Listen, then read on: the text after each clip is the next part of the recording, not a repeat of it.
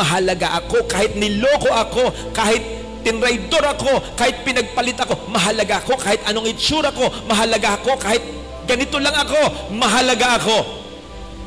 Totoo yun. Pero, hindi naman ibig sabihin nun na hindi na tayo dapat magbago. Pero, hindi naman ibig sabihin nun na hindi ka na dapat mag-move on. Pero, hindi naman ibig sabihin nun na hindi ka na dapat bumangon. Sapagkat mas mararamdaman natin, mas makikita natin ang ating halaga kapag tayo'y nasa Kanya.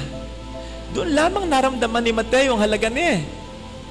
Nang kay Kristo, siya ay sumama. Hence, mas mararamdaman natin ang ating halaga kapag tayo nagbago mula sa ating pagkakasala or kapag tayo ay bumangon mula sa pagkakasala na ibinigay sa atin, ipinaranas sa atin ng ating kapwa. Huwag nating patuloy na pababain ang ating halaga sa pamamagitan ng patuloy na pagkakasala or kaya sa pamamagitan ng patuloy na pamumuhay sa kalungkutan o sa dusa na idinulot sa atin ng kasalanan ng iba. Huwag nating hayaan ng dyablo ang magdikta. Ito lang ang iyong halaga. Ito lang ang iyong presyo sa pamamagitan ng pakikinig sa kanyang mga banat sa isip at sa puso natin. Hanggang diyan ka na. Hindi ka na makapagbabago pa. Kahit anong gawin mo. Naku, wala nang magandang mangyayari sa iyo. Wala nang magkakagusto rin sa iyo. Wala ka nang maabot sa mga pangarap mo. Hindi na magkakatotoo lahat ng sapagkat kapag pinaniwalaan natin ito, yes, nandun pa rin ang ating value, pero eventually isesale na natin ito sa kahit sino o sa kahit ano. O di ba't may kilala tayong mga tao na sa ating mga salita ay sinasayang eka ang buhay? Yung bang pwede pang umasenso pero ayaw nang magbalat ng buto? Yung bang pwede pang magbago pero kung bakit patuloy na nagpapakaloko?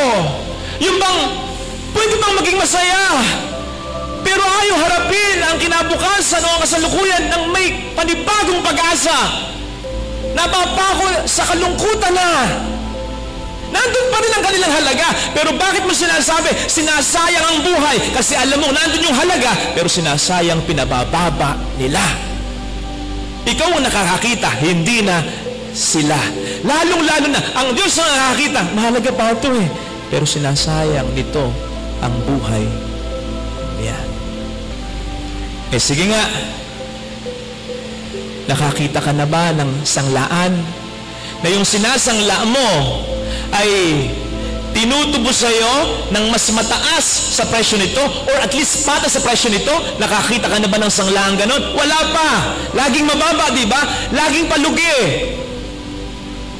At hindi naman lahat, pero sa mga nagsasanla na hindi nakikita, hindi pinahalagahan ang tunay na halaga ng kanilang sinasanla, matustusan lamang, maipagpatuloy lamang ang ginagawa nilang kabungtutan o masama, eventually, kahit gaano kahalaga ang kanilang sinasanla, unti-unti, maririmita na ng iba. Ganon din ang sa atin ay mangyayari. Kung hindi natin ipahalagahan ang ating value, at dahil sa katigasan ng ating ulo, sa pagkakasala at sa pamumuhay sa kalungkutan o kapighatian na dahil sa mga pangit na karanasan, ay isasanla natin ang ating buhay sa dyablo. Unti-unti, bababa talaga ang ating presyo. Unti-unti, maririmata tayo ng demonyo. Kung sana ganun, habang maaga, magbago, bumangon. Ito sana ang ipagdasal natin para sa ating sarili, lalong-lalo na kung may mga area sa ating buhay na dapat nating baguhin. Pagdasal natin ang mga taong gusto nating magbago. Amen. Lagyan natin ang ating kanang kamay.